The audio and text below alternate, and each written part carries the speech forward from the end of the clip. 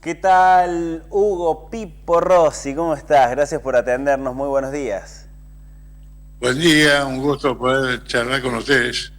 Bueno, Pipo, gracias primeramente por atendernos. Y bueno, queríamos consultarte sobre este proyecto de ordenanza que están impulsando para garantizar el acceso de personas con discapacidad en oficinas públicas. Contame un poquito de qué se trata. Bueno, este es un proyecto de mi autoría que presenté y fue aprobado por unanimidad hace aproximadamente 15 días atrás, o sea, hace 2 sesiones atrás se aprobó en este Consejo Deliberante este proyecto que es una vieja aspiración que tienen las personas con discapacidad de que en el ámbito de la Municipalidad de Villa Mercedes se dispusiera de una ordenanza o una normativa en donde se incluyera a las personas con discapacidad dentro del cupo laboral de la Municipalidad de Villa Mercedes. Ajá. Así que se confeccionó esta ordenanza en donde se establece que el 4% del cupo laboral que tiene la municipalidad como piso tiene que estar ocupado por personas con discapacidad y como una condición, digamos, especial, que es de ese cupo laboral del 4%, un 30% sea ocupado por personas con discapacidad intelectual o cognitiva, Está bien. lo cual esto da un pie de igualdad del acceso al empleo de las personas con discapacidad.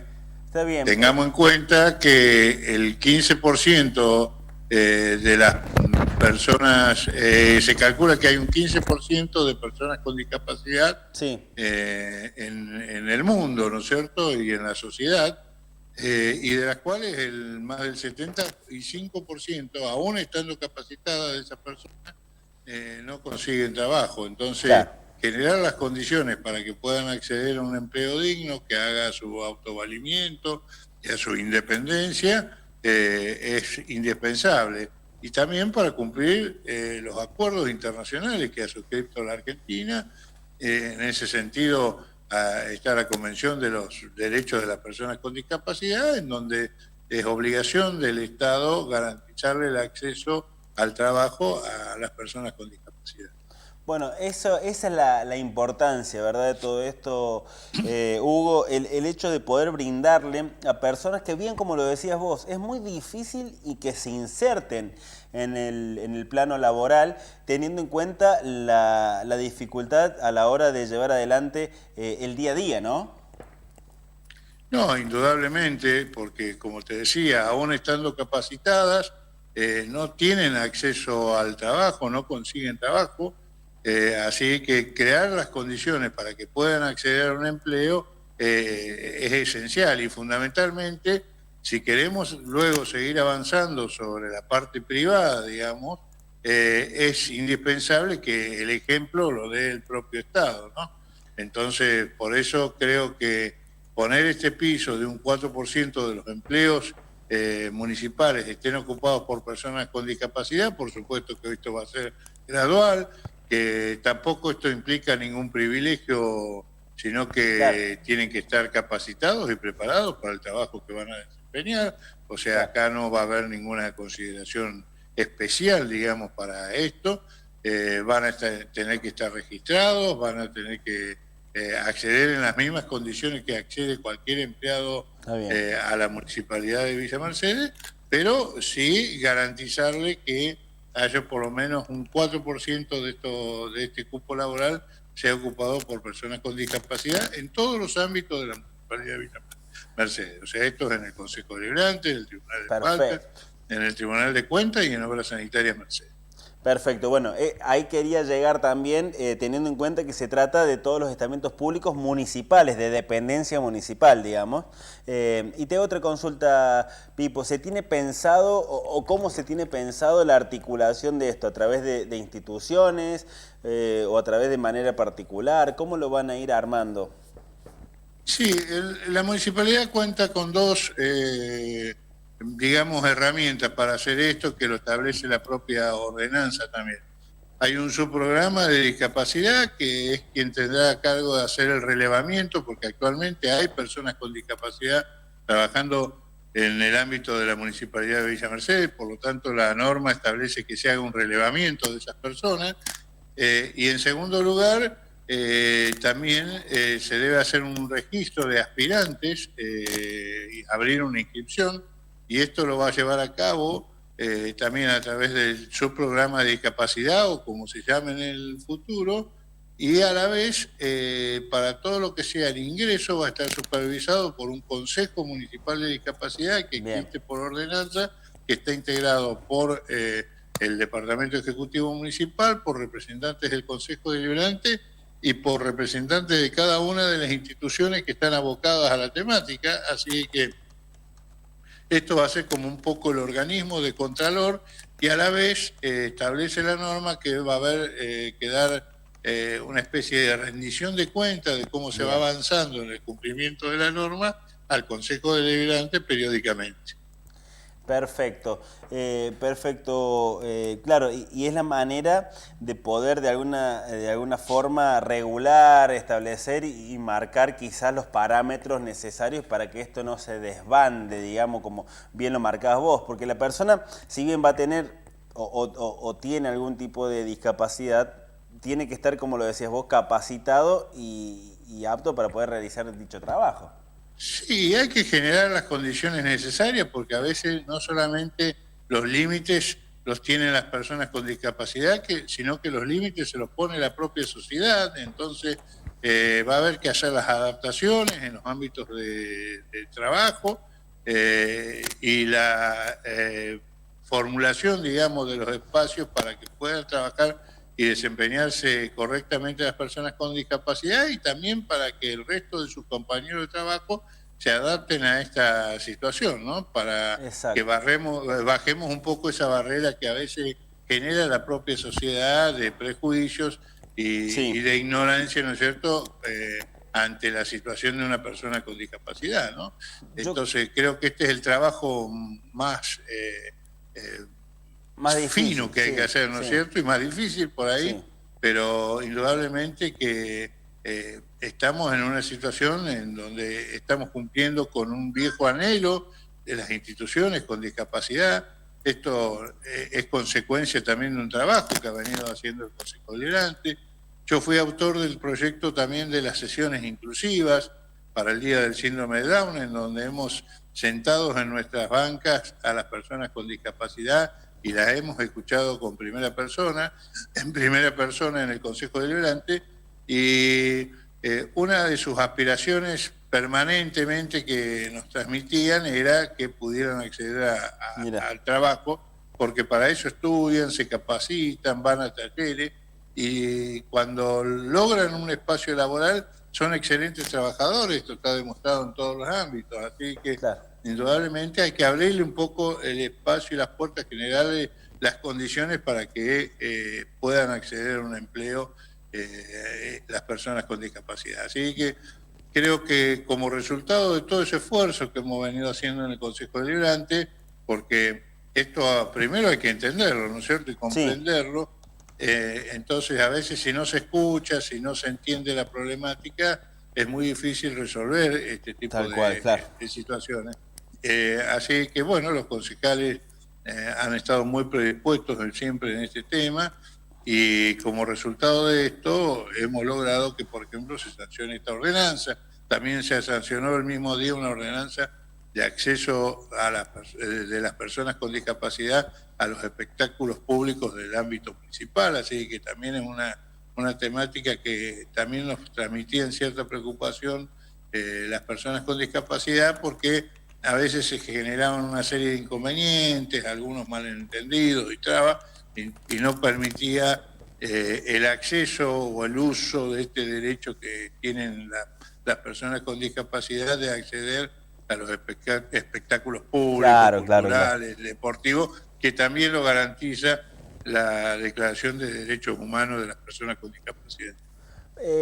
Pipo, ahora lo estamos viendo en el plano municipal, digamos. ¿En cuánto tiempo esto se estará llevando adelante o ya en funcionamiento pleno?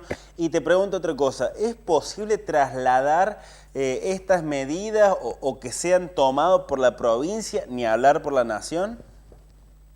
Sí, estamos esperando los tiempos. A partir de la sanción, el Ejecutivo tiene 10 días para la homologación o el veto de la ordenanza.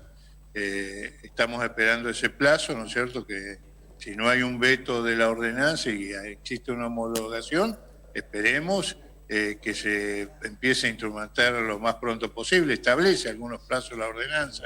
La ordenanza establece un plazo más o menos de 2 años para ir incorporando gradualmente las personas con discapacidad al ámbito del laboral municipal.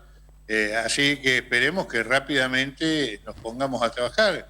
Por supuesto, esto requiere de buena voluntad y del trabajo conjunto Claro. y ir disipando, ¿no es cierto?, el camino de los obstáculos y de los desafíos que se nos puedan plantear con este proyecto.